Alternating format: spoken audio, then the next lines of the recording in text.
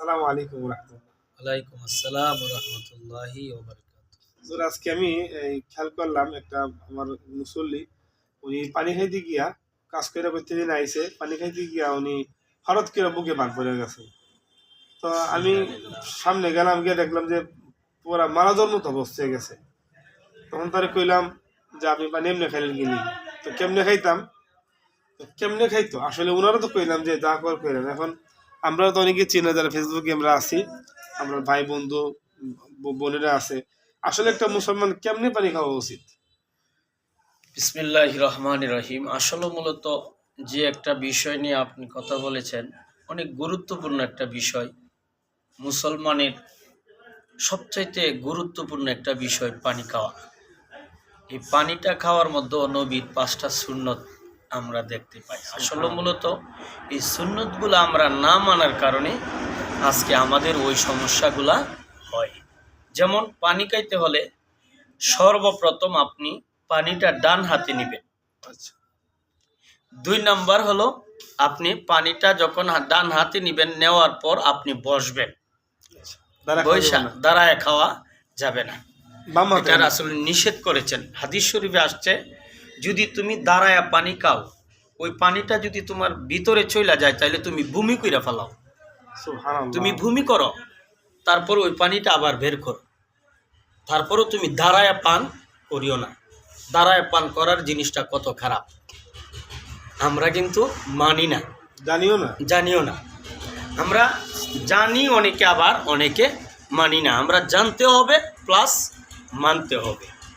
তো 1 নাম্বার আপনি পানিটা ডান হাতে নেবেন। 2 নাম্বার হলো আপনি বসবেন। বসার পর 3 নাম্বার হলো পানিটা যখন আপনি মুখে নেবেন, নেওয়ার আগে বিসমিল্লাহির রহমানির রহিম বলবেন।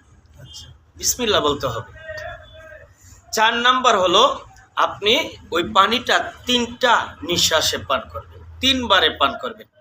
প্রথম এক ডুব খাবেন, খাওয়ার পর বলবেন আলহামদুলিল্লাহ। আবার দ্বিতীয় ডুব খাবেন, খাওয়ার পর বলবেন আল্লাহু আকবার অথবা আলহামদুলিল্লাহ।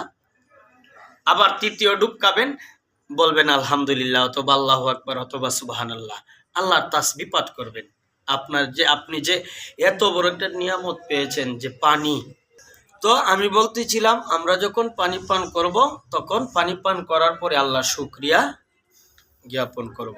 আসলে মূলত হাদিস অনুযায়ী, নবীর অনুসরণ অনুযায়ী যদি আমরা পানি পান করি, তাহলে এক তো আমাদের অনেক উপকার, দ্বিতীয়ত অনেক সোয়াব। আমরা সোয়াবও পাইব, আমরা পানি পানও করব। আর ইসলামের একটা আইন, নিয়ম একটা আমাদের পক্ষ থেকে আদায় করব। যেমন 1 নাম্বার হলো আমরা পানি ডান হাত দিয়া পান করব, ডান হাতে নিব। 2 নাম্বার আমরা বৈশা পান করব। 3 নাম্বার হলো আমরা বিসমিল্লাহির রহমানির রহিম বলিয়া পানি পান করব। 4 নাম্বার হলো আমরা যখন পানি পান করি আলহামদুলিল্লাহ সুবহানাল্লাহ মানে আমরা ওই পানির পান করার সময় বলবো অথবা পানি পান করার শেষে বলবো। 4 নাম্বার হলো 5 নাম্বার হলো আমরা ওই পানিটা 3 শ্বাসে পান করব। 3 বারে। হ্যাঁ, একবারে এক টানে যদি আমরা খেয়ে ফেলাই, তখন পানিরও কিন্তু একটা গিরো আছে, পানিও যাইবার একটা রাস্তা আছে। ওই রাস্তার মধ্যে যে কোনো সময় রোগের মধ্যে যে কোনো সমস্যা হইতে পারে। এই জন্যে আমরা যদি, রাসূল বলেছেন, তুমি যদি 3 শ্বাসে খাও, একটু একটু পানি তোমার ভিতরে যাবে, তখন আর তোমার কোনো সমস্যা হবে না। আমরা যদি রাসূলকে অনুসরণ করে পানি পান করি, তাহলে আমাদের পান করা হবে, সোয়াবও হবে, আমরা অন্য বিভিন্ন বালা মুসিবত থেকে হেফাজত থাকবো। আল্লাহ রাব্বুল আলামিন আমাদেরকে সঠিক নিয়মে পানি পান করার তৌফিক দান করুক। সকলেই বলি আমিন। আসসালামু আলাইকুম।